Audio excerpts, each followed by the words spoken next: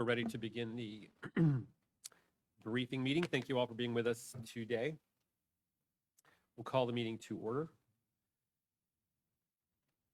We have an update on the Helene recovery efforts on the agenda. Are there any other items commissioners would like to add to the agenda? All right. Jeremiah Leroy is going to get us started, I think. Jeremiah here? It's me. Avril Pinder's going to get us started. I'll get you started today. Thank you, sir. Commissioners, as we work to recover from Helene, we will provide an update to our efforts and progress at each of our briefings. Next slide.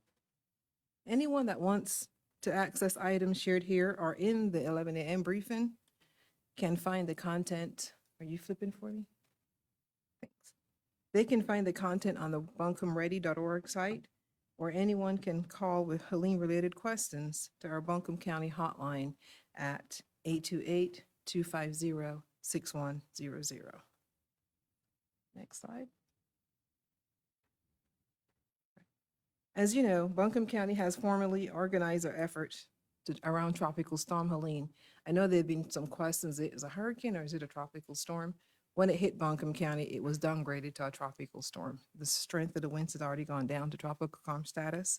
So since September 25th, when we declared a state of emergency and opened up our EOC as the storm approached, since that time and the emergency evacuations, the rescue efforts, in the days immediately following Helene's impact, we have continued to operate shelters, water distribution sites, and community care stations to support our residents in need. Today, 9 weeks after that event, we are in the intersection of response, short-term recovery, and the beginning of long-term recovery planning. Our focus as a team is shifting. We're moving from emergency response efforts to recovery activities that will help our community rebuild over time. This transition includes working closely with FEMA to process individual assistance applications, ensuring that financial aid reaches those affected, and organizing recovery support functions. This timeline captures where we have moved through and the work that's left still ahead for us to go to. Next. In the immediate lead up to Tropical Storm Helene landfall in Buncombe County, our emergency management team activated an incident command structure to open and operate the Emergency Operations Center. That has been organized and implementing emergency support functions since September 27th. Today, the EOC remains open, supporting and coordinating relief efforts across 17 areas displayed in this map of the EOC structure. As we move through time, further away from the initial disaster event, the EOC Incident Command Team is preparing to transition out of our initial emergency support functions and looking towards key activities to begin planning for long-term recovery. In order to organize this planning, we have identified 8 key function areas for developing strategies and efforts to rebuild our affected areas, our community, and entities in a way that restores pre-Helene operating norms, while also enhancing preparedness and resiliency capabilities to reduce vulnerabilities to future disaster risk. I will speak about each of these recovery functions, or RSFs, in greater details later. It is important to understand that this structure reflects the first stage of transition planning from emergency response to recovery. We anticipate recovery support planning to be a long-term endeavor. So moving from recovery conversations to more specific around progress report and where we are today.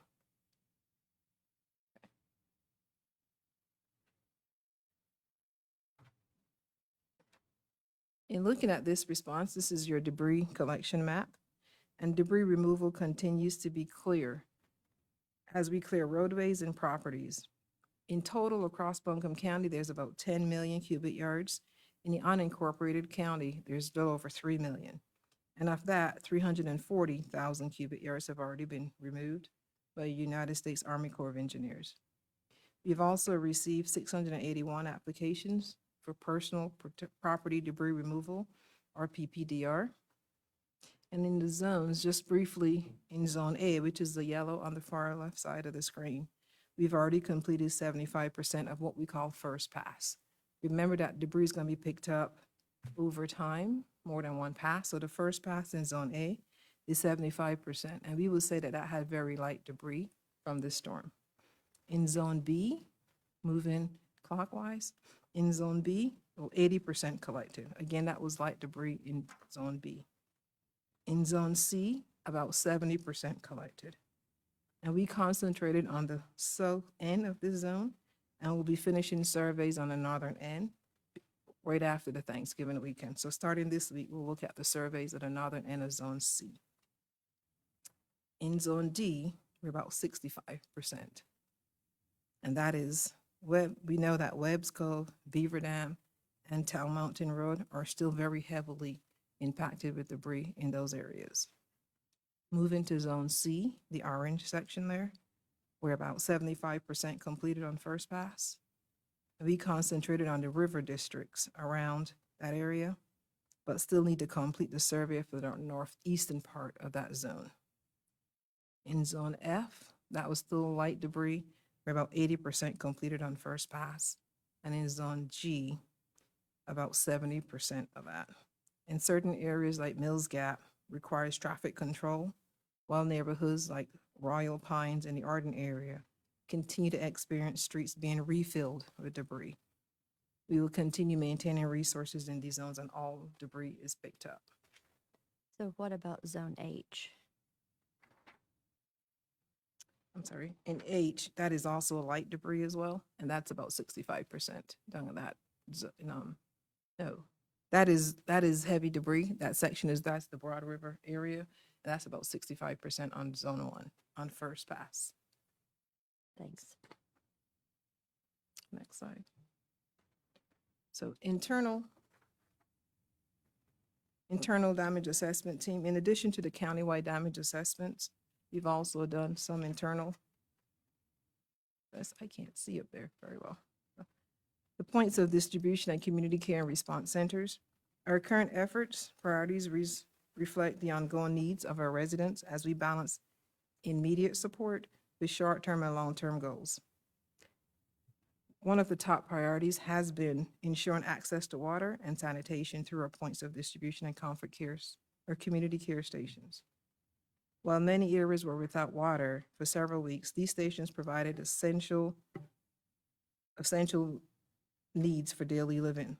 As potable water has returned throughout the city of Asheville, we have been able to evaluate areas of remaining need and pivoted resources to maintain comfort stations at locations that have the highest utilization. As of today, 5 p.m., all pods or points of distribution and comfort cares will close, except for 4 that are in the high impact areas. Morgan Hill Baptist Church will remain open. That is on Barnersville Highway. Bethel United Methodist in the Riceville community will remain open. Owen Pool in Swannanoa and Fairview Ingalls near the Reynolds High School. Those 4 stations will remain open after today.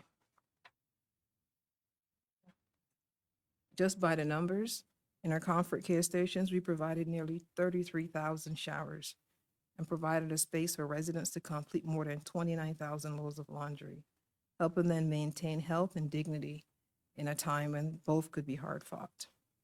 Public health is also front and center, and they've actually given out 1,700 vaccines, making sure there's no outbreaks in this time as well.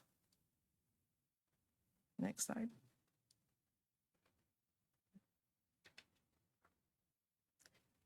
While we were looking at our community, we also did work on our internal damage assessment team to document impacts of county-owned properties. As we move forward to identify repairs needed to restore county facilities to pre-storm operating norms, we've also remained focused on maintaining continuity of operations in all programs possible. Recent progress in these efforts include the reopening of parks and libraries and reassigning nearly 200 staff members from emergency response, while also allowing many of these employees to return to their roles in operating day-to-day county operations. So on the internal damage assessment, you see approximately 60% of county properties were impacted, ranging from minor cleanup to major damage. Emergency remediation work has been completed as of 11/22.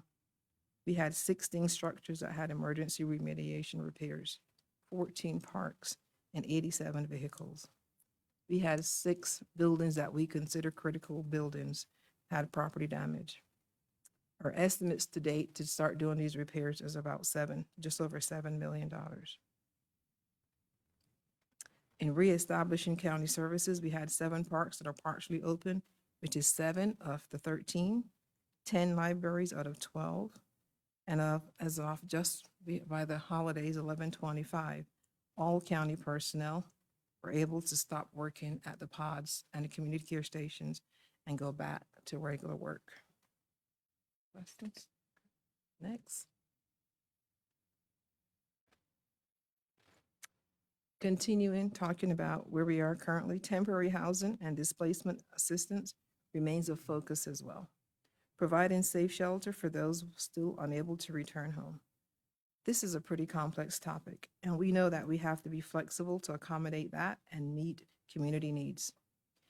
You, as the board, responded to this need through a text amendment on November 19th to allow for additional types of travel, mobile and manufactured homes to be permitted as emergency housing, and to extend the amount of time that permit allowed displaced residents to live in these types of emergency housing solutions. We're also working diligently with the state and local partners to remove any barriers and expedite the process of licensing families to move into FEMA direct housing assistance. We had about 3,500 households approved for displacement assistance, and on the high level, 172 approved for direct housing in Buncombe County, 10 approved for private properties in process for temporary units. Commercial parks are near Buncombe County. We have 2 families currently already in units. We have 3 commercial sites in Buncombe County for a total of 29 pads in process. 20 are already hauled and install work has been issued. 5 units have been hauled and are in construction on site. 4 additional permits have been acquired and hauling into units will be scheduled. FEMA continues to work closely with the county and state to expedite the processes through review and evaluation of installation requirements. In McDowell County and Old Fort, there were 50 pads available. 37 are ready for occupancy, and the current status are to haul and install on the way. Of special note here, occupants include households from McDowell, Buncombe, and other surrounding counties for those pads in Old Fort. Also note that more details being provided on FEMA rental assistance to ensure residents' awareness and clarity around this resource. And Avril? Yeah. I got a couple questions. Mhm. As it relates to the 3 commercial sites with 29 pads and the 20, Units that have been those 20 hauled. units, are we talking about RVs, or what are we talking about in that bullet, the 29 pads? These commercial sites are manufactured homes. Okay, a kind of a traditional double wide kind of Correct. So situation. you were picturing when we say commercial sites, we're talking about existing mobile home parks Okay, that have vacant pads that FEMA can then already have water, sewer hook up in the mobile home parks, and they can bring a mobile home unit to those. okay. And moving back up the funnel here, the 172 households direct housing assistance. Tell me what direct housing assistance means. Direct housing assistance would mean that FEMA would work with that family to get a house. It could be through an apartment, or it could be through an STR that was willing to convert to a long-term lease, or it could be they have their own property that they can put a house on that property. And is what that number, is that telling me that there's 172, Families Families that already need- approved. okay, that have been approved and that need a place to go, like there is no place to go back to? I guess that's my question is, what's their Right. housing status? It could be that their house needs repairs, right? Not that it's all destroyed, and I'm gonna make sure that is right. It does not make sure that the house is completely destroyed, but it could be that right now it needs significant repairs. Okay. So to your point, they can't immediately go back to that property. And it's 172 that have been approved so far. The number is probably higher than that, but we Well- have reason to believe not dramatically higher than that? Is that, Well, we know that there's 1,600 in their hotels right now. Okay. So we would imagine that of those 1,600, 172 has already been approved for direct housing, so they have already gone through the entire process and moving out. The other 1,500 or so now would need to be already vetted and see what is their long-term strategy for housing. FEMA does that on a case-by-case basis, so they meet with every individual, whether by phone or online, but they're talking to those 1,600 in the hotels on a daily basis to find out what is their plan for housing. So with that, it says that it was extended until December 12th. I mean, that's still a long ways to go with that many households. So will- Agreed. So it's a case by case. So December 12th doesn't mean that every single person will be out by December 12th. It just means that's the date, but FEMA does work with every single person and extends with them individually. So they'll continue to extend until they work through all these Yes, ma'am. families. Yes. Okay. But it's not like a general extension. It's by family basis extension. Okay. That answer your. Yes, thank you. And Parker, I don't know if I missed it, but one thing I wanted to say, on there, we also talked about private properties. So if you have property that you own yourself and you have space that we can put a unit on there, they would do that. So you have the commercial pads plus private property that you own yourself. There's 10 of those private properties now that is in process of getting temporary units set up. And those could be the trailers or mobile homes. It depends on how big that property is. And so so those 10 private properties, that's different from when somebody's putting the mobile home or camper on their own property. This is other individuals that have property. Those would be, if FEMA is putting a house on that, that would be considered private. So even if the individual has property and FEMA is bringing a home to them, that's considered private property. Okay, thanks for clarifying. You're welcome. Next slide. We remain focused on centering the community in all response efforts. Our primary element of commitment is keeping the community up to date on our efforts and promoting transparency throughout the disaster response. Efforts include a long-term recovery group, transparency dashboard, that is now live and on the county website. There's a link to this dashboard as an appendix to the slide deck. So anyone online can actually click on that link and see. Of course, we have our community briefing. We started off on that daily. We've now moved to three days a week, on Monday, Wednesdays, and Thursdays, still at 11 a.m. And any information that is shared on that briefing can be found at the buncombeready.org website. Next. Supporting our residents remain our top priority, and we're focused on making resources available to help them recover. Our community relief program includes grants for small businesses and individuals. As you know, on November 19th, you guys approved the $3 million from ARPA reallocation, and Mountains Biggsburg's Rebuilding Together grant application closed on 11/27, and they received 837 applications from small businesses. Grants are from Buncombe County, City of Asheville, and the Chamber of Commerce. Grace Covenant has over 50 applications in progress for relief funds, and our Buncombe County Economic Services application for household grants will open on Thursday, December 5th. The Community Navigator Program details as of Friday, 11/27. There were canvassing in locations. They canvassed on Taylor Road in Fairview, Dillingham Road, Barnersville, Fire Station 15, Riceville Road, Bethel United Methodist, Owen Pool, the Ingles on Charlotte Highway.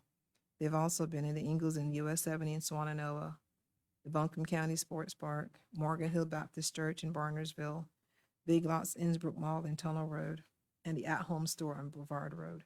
So we've engaged with Tetra Tech, and those individuals are out canvassing in these neighborhoods and talking to residents. What we've known from November 26th, the week of November 26th, they have seen 44 people at the Asheville Mall. They've also had most of those questions were around the private property debris removal information and PPDR. So that's the majority of what they've been hearing and seeing from folks right now is about that debris removal. But on this week, they're also being Barnersville and Swananoa again. Next.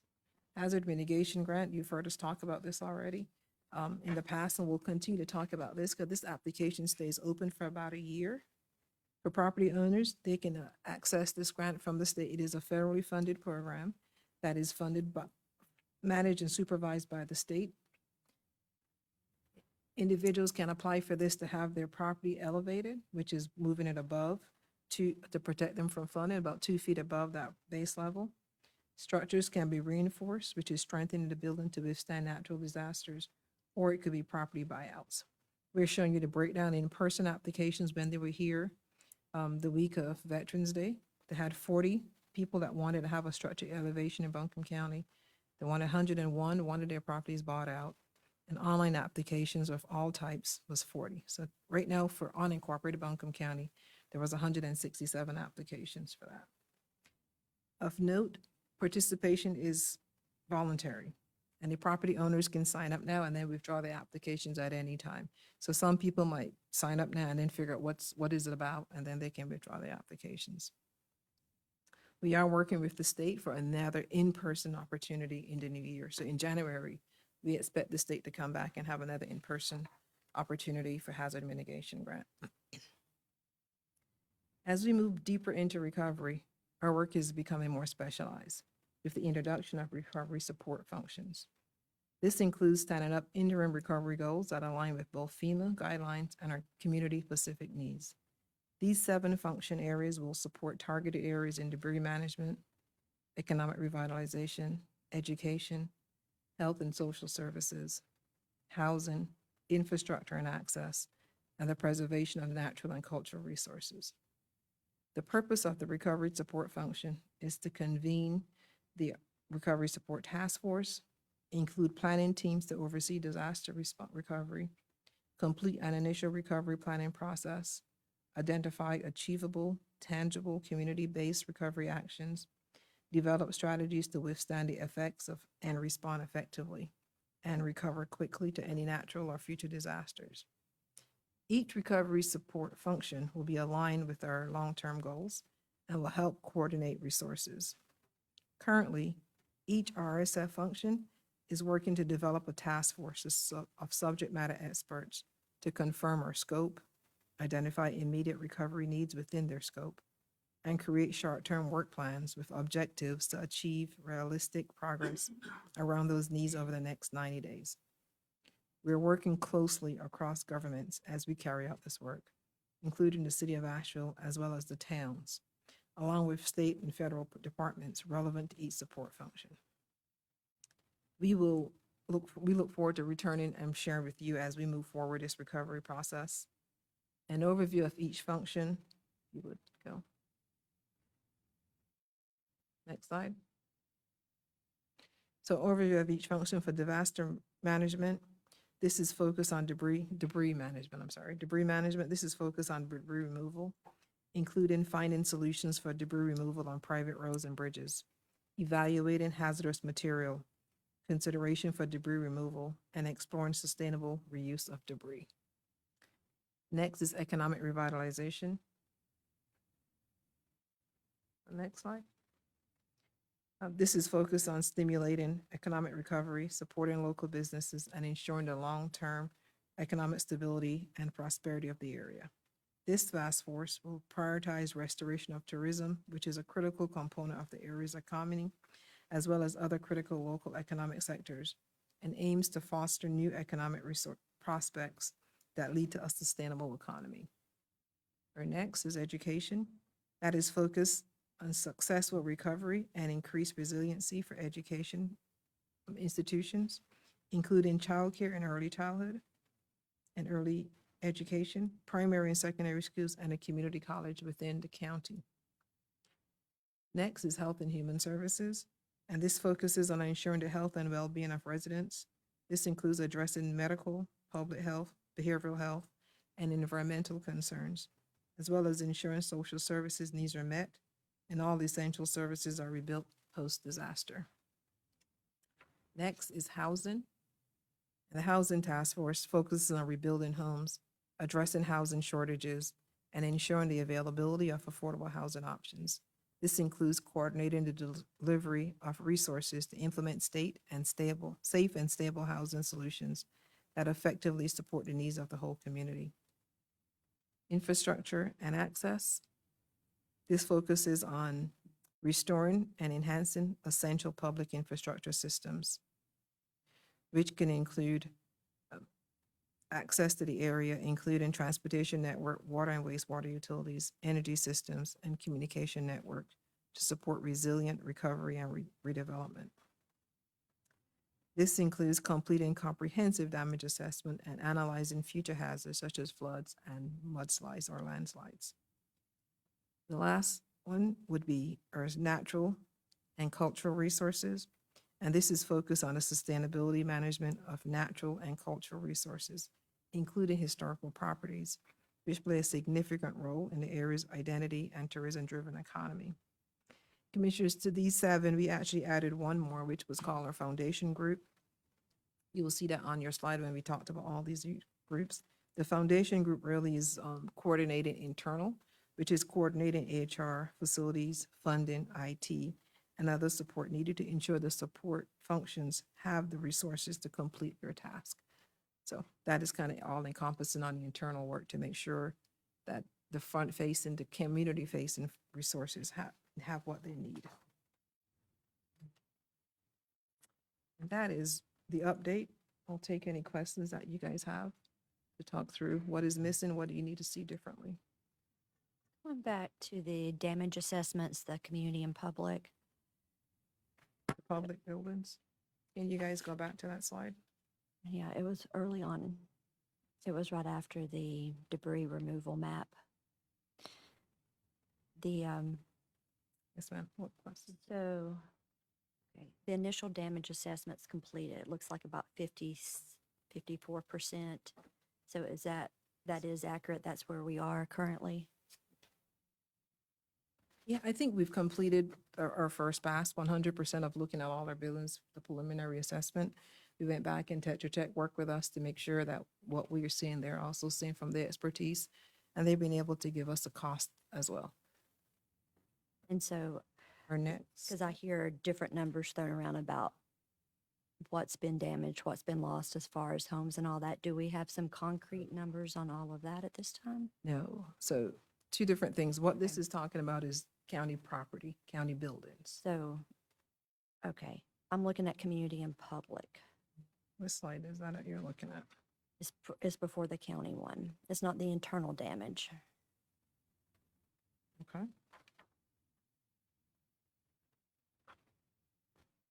You-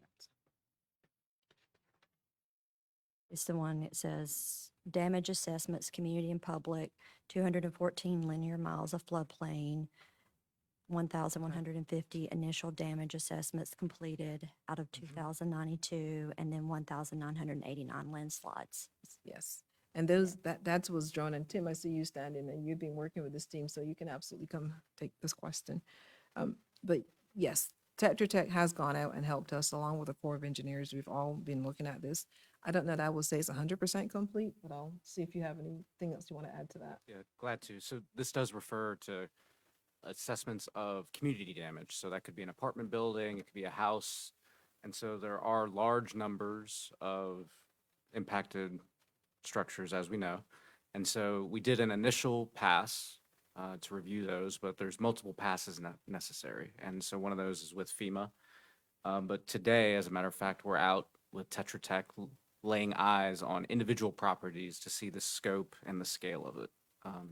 That initial number, you know, it's just the initial number right after the storm. People are just kind of getting a sense of their bearings. There are additional numbers that are shared. You know, FEMA shares figures on individual assistance, public assistance, those claims. And there is a FEMA map that's floating around that talks about structures that have been impacted. But even those, you know, those will evolve over time as people continue to inspect and actually get inside of buildings. So. Okay. Thank you. Avril, my question is regarding debris. I'm curious if there's anything more you can tell us regarding vehicle debris pickup, riverway, stream debris pickup, and then kind of an umbrella question would be, is there anything else you can tell us regarding if there's any outstanding kind of subcontractors that have yet to be signed up for through the Army Corps or for FEMA, in terms of, are there additional resources still yet to arrive in terms of physically picking up debris in any of those scenarios? So I'll start with that question. I don't know that there's more subcontractors to be had. When the Corps was run before the holidays, they had about 45 to 50 trucks running in unincorporated Buncombe County, picking up in all the zones that we talked about. So I don't know that they need more trucks. The city had about 40 as well. So the city had 40, we had about 50, so about 90 to 100 trucks, I believe, on any given day. That got ramped down during the holidays because we did have people not work on that Thursday. That is ramping back up now. So I don't know that there's any subcontractors still waiting to be worked. As far as the waterway cleanup, I know that we still have to get right-of-way entry. And as Tetra Tech has been out talking about this PPDR, they've been signing up as well. And I'll look to Rachel to make sure I'm right on that. But yes, as they've been signing up and doing right of entry for the coming into your backyard, they've also been signing up if there's a waterway along your house or the creeks and beds that we can access the water as well. That will come after they're going to do the assessment and decide what that will do. But we have contracted with the Corps to also do that waterway pickup as well. We don't have a vendor right now for the vehicle. We call that title property. So that's the next thing. We'll have to collect all of those. What the Corps will do will be take it out of the rivers or wherever you see the vehicles and put them on the public right of way. The county will then haul those vehicles off the streets to a lot, whatever we decide as the lot. We will have to research the VIN, the ownership of every vehicle, and contact the owner. So that is a longer term process that hasn't started yet. But the first thing will start will be the Corps will pull them out of the rivers as they're doing the rivers or along the public right of ways. The Army Corps of Engineers will collect all of those and put them on the roads for us to then get a tow truck to go haul them to a site that we identified that we can move them to and secure that site. So that part hasn't started yet. Okay. Two last questions. Has the Army Corps selected a vendor for their waterway debris? They are using Ashbrit as Okay. their debris person. Okay. And then someone asked me this the other day. Obviously, the Army Corps, through one of its functions, regulates waters of the U.S., Right. which isn't every stream. But that doesn't necessarily mean that those are the only waterways that they are responsible for picking debris up, or is it? It isn't. We've contracted with them to clean up the waterways, right? So Regardless of whether it's regardless of his waters jurisdictional. of, Okay. right, regardless of his water of the US or not. Okay. Yeah. Gotcha. That's all my questions. I have a follow-up on the, because I was getting this question around the waterways. So if somebody has property and the stream's not running right through their property, but it's on the edge of the property, they can out. still come and fill out the form to get that cleaned up, that Correct. waterway. Okay. And then the other part is, so there's areas that clearly there's lots of need to clean up the waterways, right? So if somebody that has property adjacent to it doesn't realize that they need to come and fill that out, if we're wanting to clean up those waterways, are we going to seek out those property owners to get them to sign that form? There's an inspection process as the Corps is going out, and if they realize that we can't have access to it, then that's when the reaching out would happen. But if we can get access to that river without that property's owner, if there's a way to get access, we probably don't have to reach out to every single person. But we can't enter the stream going across someone's property without their permission. Okay, thank you. Any other? Thank you for all of the updates. Avril, are there any additional questions at this time? All right. That concludes the agenda items for the briefing meeting. So we will adjourn the briefing meeting and reconvene at 5 o'clock for the regular meeting.